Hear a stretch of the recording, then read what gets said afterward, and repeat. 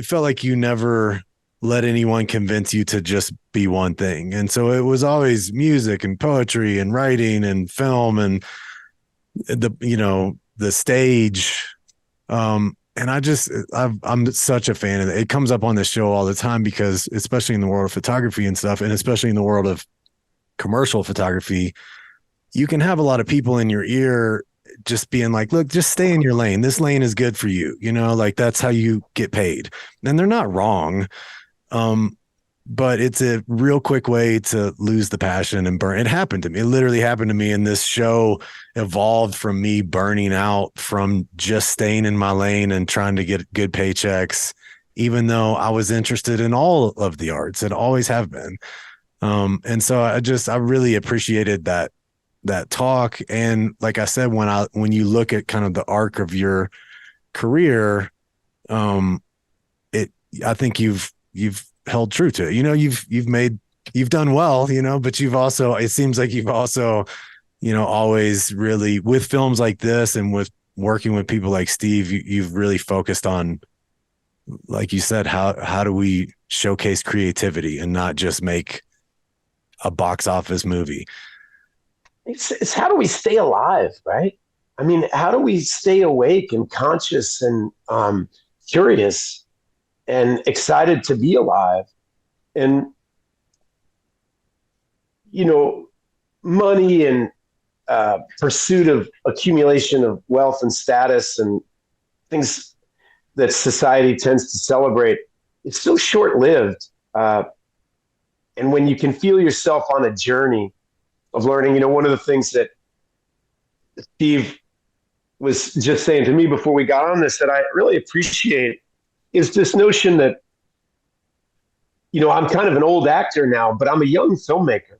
And you have to let yourself learn. You have to keep letting yourself learn and if you're not doing that, you're not growing, And there's a time, when like you, like Steve, we all do it. Sometimes you work to pay your bills and you just have to do it. And you have to be a craftsman and you have to be smart about it. And you have to bring your best self and bring everything you learn and be worth that money that you're getting. And that's the only way that keeps your self-esteem up, is to actually do your best in any environment. But there's also a time and a place that you need to make space for yourself to grow and to push yourself into avenues where you're not sure what to do. And it's thrilling to do that. Obviously, you risk falling on your ass. Sure. But falling on your ass is not that bad. You get up and you do it again, and you're the wiser for it.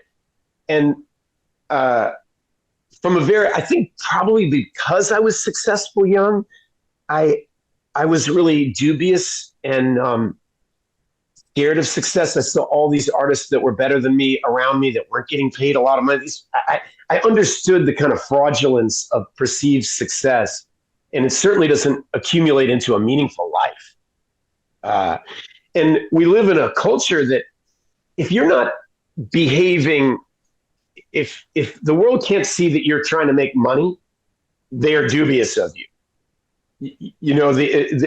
Everybody won't, like, that's what they mean when they stay in your lane. Like, I want to know what your motivations are. Right. Totally. And if your motivations are your own growth and development, people roll their eyes and think you're corny, or, the society has a kind of allergy to sincerity.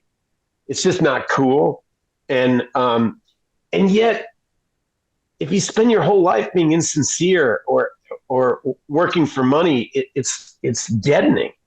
And so you kind of have to just continually shake it off.